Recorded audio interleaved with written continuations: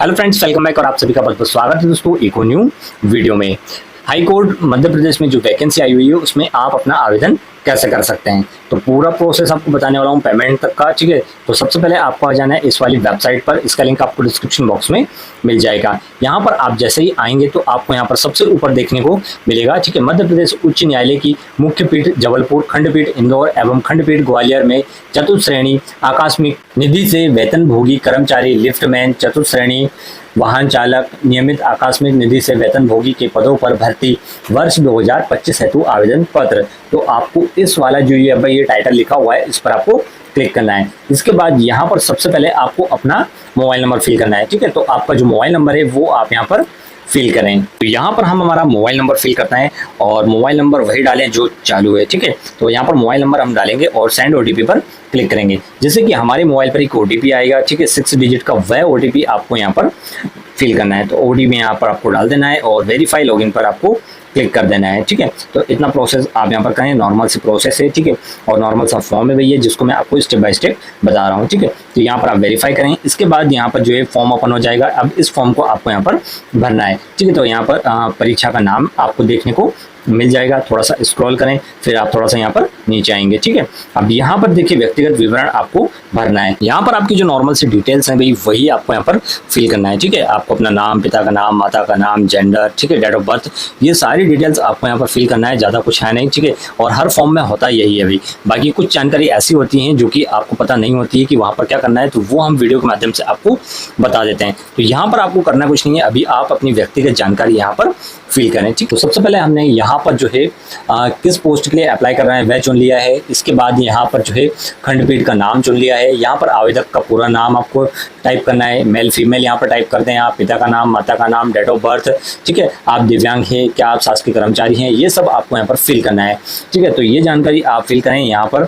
और क्या आप शासकीय कर्मचारी हैं तो यहाँ पर नो करेंगे हम। ठीक है, आवेदक दिव्यांग है, अगर है तो यस करें, नहीं तो नो पर क्लिक करें। तो यहाँ पर अभी हमने नो पर क्लिक किया हुआ है। ठीक है, अब यहाँ पर आप अगर दिव्यांगता वाला ऑप्शन यस करते हैं तो यहाँ पर डिसेबिलिटी आपको दर्शाना होगी कि कितने प्रतिशत आपको डिसेबिलिटी है, और दिव्यांगता का प्रकार भी दर्शाना होगा कि कौन से प्रकार का आपको हैंडीकैप है, सुनाई नहीं देता है, या फिर आप पैर से विकलांग है, या फिर ठीक है आपका हाथ काम नहीं करता है, या फिर बहरापन है। इस तरह की जो डिसेबिलिटी होती है वो आपको यहाँ पर दर्शाना होगी। नागरिकता में इंडियन यहाँ पर करेंगे हम। ठीक है, भारतीय मूल निवासी हैं, यस नो पर आपको क्लिक करना है। ठीक है, ये डिटेल्स यहाँ पर आप फिल करें। इसके बाद जाति श्रेणी आपको चुनना है। यहाँ पर SC ST OBC जनरल जो भी हैं आप यहाँ पर चुन लें। ठीक है, कैटेगरी का आपको यहाँ पर ऑप्शन आ जाएगा, तो यहाँ पर से आप कैटेगरी चुन लें। इसके बाद आपको यहाँ पर वैवाहिक स्थिति चुनना है, आप विवाहित हैं या नहीं है। ठीक है, तो ये वाला ऑप्शन आप यहाँ पर चुनें। इसके बाद हम यहाँ पर कैटेगरी वाला ऑप्शन भी फिल कर देते हैं। ठीक है, और यहाँ पर आगे बढ़ते हैं अब हम। तो यहाँ पर जो भी कैटेगरी है आप चुन लें भाई, है ना। और इसके बाद यहाँ पर जीवित बच्चों की संख्या, अगर आप विवाहित हैं तो जीवित बच्चों की संख्या भी चुननी होगी, और अविवाहित है तो आपको कुछ नहीं करना है। ठीक है, यहाँ पर आप 0 ही रहने दें।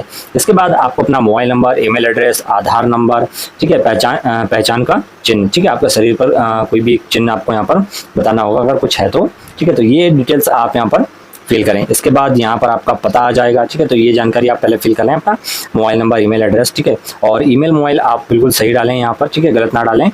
इसके बाद पता यहाँ पर फिल करना है आपको। तो यहाँ पर सबसे पहले राज्य और शहर, तहसील, वर्तमान पता, पिन कोड वगैरह आपको फिल करना है। नॉर्मल सा डिटेल्स है भाई, क्योंकि हर फॉर्म में हम फिल करते हैं। ठीक है, तो यहाँ पर हम मध्य प्रदेश चुनेंगे हमारा शहर। ठीक है, राज्य सॉरी, यहाँ पर शहर में हम सिटी आ जाएगा हमारा सीहोर, और यहाँ पर तहसील आ जाएगी हमारी आष्टा। ठीक है, यहाँ पर वर्तमान पता आपको फिल कर देना है, गांव से, शहर से, जहाँ से भी आप हैं। यहाँ पर पिन कोड आपको फिल कर देना है ना। और यही अगर आपका स्थायी पता है तो आपको यहाँ पर सिर्फ टिक कर देना है, ऑटोमेटिक नीचे फिल हो जाएगा। ठीक है, तो ये डिटेल्स आप यहाँ पर फिल करें। इसके बाद यहाँ पर आपको शैक्षणिक योग्यता का जो विवरण है, क्वालिफिकेशन डिटेल्स है, वो आपको यहाँ पर फिल करना होगी। तो आपकी जो शैक्षणिक योग्यता है, यहाँ पर योग्यता लिखा हुआ है। ठीक है, कक्षा का नाम, बोर्ड संस्था का नाम, उत्तीर्ण वर्ष, ग्रेड, प्राप्तांक, प्रतिशत, यहाँ पर आपको फिल करना है। तो यहाँ पर सबसे पहले हम देखेंगे न्यूनतम योग्यता। तो न्यूनतम योग्यता में यहाँ पर 8th मांगा गया है, तो 8वीं हम यहाँ पर चुन लेंगे। और यहाँ पर बोर्ड का नाम, ईयर, ठीक है, कितने ग्रेड यहाँ पर रहा आपका और कितने प्रतिशत आपका रिजल्ट रहा, वो हम यहाँ पर फिल करेंगे। ठीक है, और रिमार्क में यहाँ पर उत्तीर्ण अनुत्तीर्ण आपको यहाँ पर देना होगा, है ना, यानी कि पास फेल देना होगा। ठीक है, इसके बाद यहाँ पर अन्य कोई शैक्षणिक योग्यता तकनीकी है तो वो आप यहाँ पर फिल करें। और नहीं है तो आपको यहाँ पर ये फिल करना है और इसे यहाँ पर ऐड कर देना है। ठीक है, तो शैक्षणिक योग्यता हम यहाँ पर ऐड कर देते हैं और पूर्व अनुभव का भी यहाँ पर दिया हुआ है। ठीक है, तो यहाँ पर शैक्षणिक योग्यता वाले पे घोषणा पे टिक करेंगे और पूर्व अनुभव अगर है तो एक्सपीरियंस अगर है तो वह एक्सपीरियंस आपको यहाँ पर फिल करना है। यहाँ पर आपको नीचे यहाँ पर कुछ सवाल हैं जिनका जवाब यस नो में आपको देना होगा। ठीक है, तो यहाँ पर आप देखेंगे क्या आप चॉइस कोटा के अंतर्गत को टर्मिनल आधार पर मध्य प्रदेश उच्च न्यायालय के माननीय न्यायाधिपति के पास कार्य किया है। अगर किया है तो यस, नहीं तो नो पर क्लिक करें आप। इसके बाद यहाँ पर केस डिटेल का लिखा हुआ है, क्या आप कभी गिरफ्तार किए गए हैं, आपके कोई विरुद्ध कोई शिकायत मामला कोई दर्ज है थाने में ऐसा वैसा, तो यस अगर है तो यस करें, नहीं तो नो पर क्लिक करें। इसके बाद आपको लास्ट वाला ऑप्शन में भी नो कर देना है, यानी कि इसी तरह से तीनों ऑप्शन में आपको नो नो कर देना है। घोषणा वाला ऑप्शन मिलेगा, यहाँ पर आपको टिक करना है और यहाँ पर घोषणा में लिखा हुआ है भाई कि जो भी जानकारी दी है मैंने सही दी है और मैंने अच्छे तरह से समझ लिया है इसके बारे में, और अगर कुछ भी गलत पाया जाता है तो मेरे विरुद्ध कार्रवाई की जा सकती है। ठीक है, और मुझे जो है पेपर से बर्खास्त किया जा सकता है, एग्जाम से हटाया जा सकता है।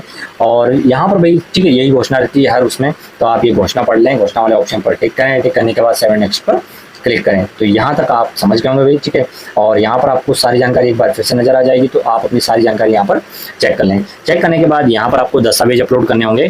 तो सबसे पहले आपको करना क्या है, यहाँ पर फोटो अपलोड करना है। ठीक है, तो यहाँ पर आपको अपना फोटो, सिग्नेचर और आधार कार्ड अपलोड करना होगा। यहाँ पर आपको अपना पासपोर्ट साइज जेपीजी में और पीएनजी में आप अपलोड कर सकते हैं 100 KB तक। ठीक है, यहाँ पर सिग्नेचर भी आपको जो है जेपीजी पीएनजी 20 से 100 KB तक अपलोड कर सकते हैं, और जो आधार कार्ड है वो आपको 150 KB तक जो है PDF फॉर्मेट में अपलोड करना होगा। तो ये तीनों डॉक्यूमेंट्स आप यहाँ पर अपलोड करें।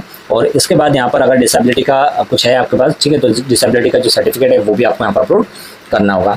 तो तीनों डॉक्यूमेंट्स आप यहाँ पर अपलोड करें। अपलोड करने के बाद आपको यहाँ पर फोटो के साथ नज़र आ जाएगा, और यहाँ पर जो है आपने जो भी फिल किया था सब आपको नज़र आ जाएगा। लास्ट में आपको मेक पेमेंट का ऑप्शन नज़र आएगा। ठीक है, तो पेमेंट आपको करना होगा। पेमेंट कैसे करना है, तो मेक पेमेंट पर आपको क्लिक करना है।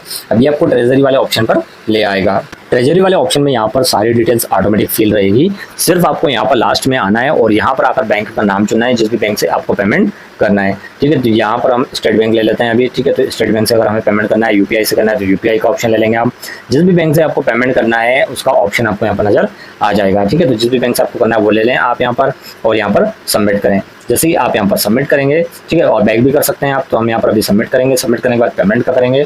ठीक है, तो यहाँ पर ओके पर क्लिक करेंगे और ये हमें यहाँ पर नेट बैंकिंग पर ले आया है। तो अब हम यहाँ पर जो है नेट बैंकिंग या फिर यहाँ पर यूपीआई का ऑप्शन भी दिया हुआ है, तो यहाँ पर आप जैसा चाहें वैसे तरीके से जो है पेमेंट कर सकते हैं। तो हाल फिलहाल भाई हम यहाँ पर पेमेंट कर देते हैं। पेमेंट करने के बाद यहाँ पर आपको जो है रिसिप्ट नज़र आ जाएगी। रिसिप्ट आपको डाउनलोड कर लेना है। तो इस तरह से आप अपना फॉर्म यहाँ पर फिल कर सकते हैं।